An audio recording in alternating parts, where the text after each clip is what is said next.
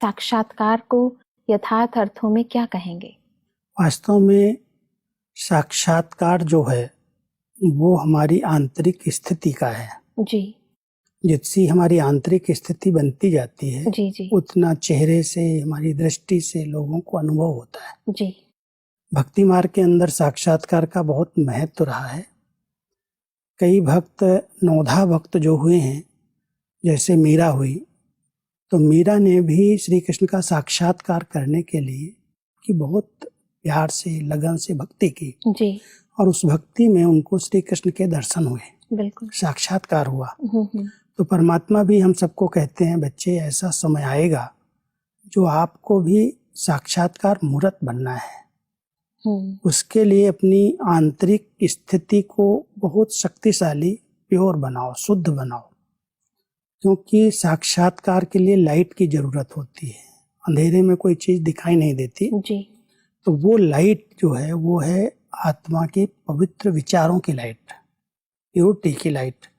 और जितना जितना विचार शुद्ध और पवित्र होते जाते हैं उतना ही हमारे द्वारा अन्य आत्माओं को आत्मा का, परमात्मा का वो दिव्य साक्षात्कार हो सकता है।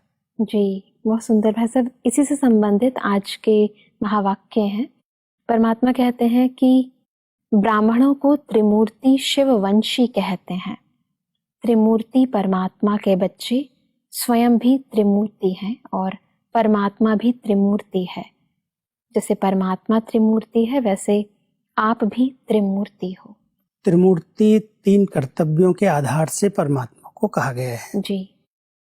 परमात्मा जब इस सृष्टि मंच पर अवतरित होते हैं तो तीन कर्तव्य करते हैं, इसलिए उनके यादगार प्रतिमा में भी तीन रेखाएं दिखाई गई हैं। तीन रेखाओं के बीच में एक बिंदु दिखाई गई है। कोई भी शिवलिंग की प्रतिमा देखेंगे जी। तो तीन रेखाएं और उस पर एक बिंदी। जी। तो परमात्मा का स्वरूप ज्योति बिंदु है, लेकिन जब इस सृष्टि मंच पर अवतरित होते हैं जी।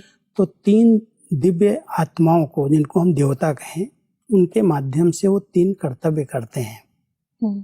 तो सबसे पहले परमात्मा का जब अवतरण होता है तो एक सूक्ष्म सृष्टि की, लाइट के सृष्टि की रचना करते हैं, जिसके अंदर तीन पुरियां दिखाई हैं।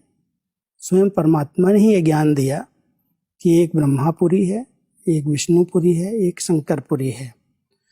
ब्रह्मा जो सृष्टि का रचयिता माना गया है, परमात्मा साकार में उस तन को अपना माध्यम बनाते हैं जी। उसमें प्रवेश करते हैं और उनके द्वारा नई सृष्टि की रचना का कार्य करते हैं। जी।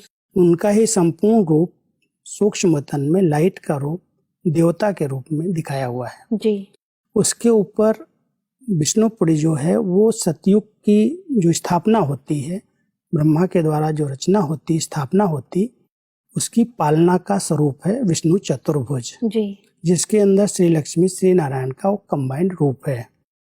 और उसके ऊपर तपस्वी स्वरूप शंकर का है, क्योंकि कलयुगी सृष्टि के महाविनाश के लिए, आसुरी सृष्टि को समाप्त करने के लिए तपस्या की जरूरत है। तो ये तीन स्वरूप परमात्मा रच करके त्रिमूर्ति कार्य के लिए ब्रह्मा, विष्णु, शंकर, इन तीनों के स्वरूप से तीन कर्तव्य करते हैं। तो सब आज परमात्मा त्रिमूर्ति वंशी, त्रिमूर्ति बच्चों की तीन लाइट्स का साक्षात्कार। हाँ, तो परमात्मा तीनों देवों का रचयिता होने के कारण त्रिमूर्ति है और उसके बच्चे हम मास्टर त्रिमूर्ति हैं। जी जी। क्योंकि यही तीन कर्तव्य हम सबको भी करने हैं।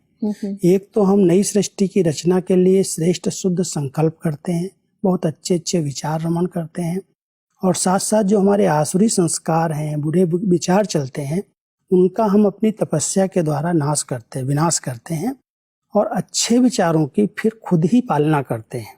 जी। तो ये तीनों कर्तव्य एक एक को हम सबको करना है, इसलिए हम त्रिमूर्ति वंशी तीन कर्तव्य के लिए निमित्त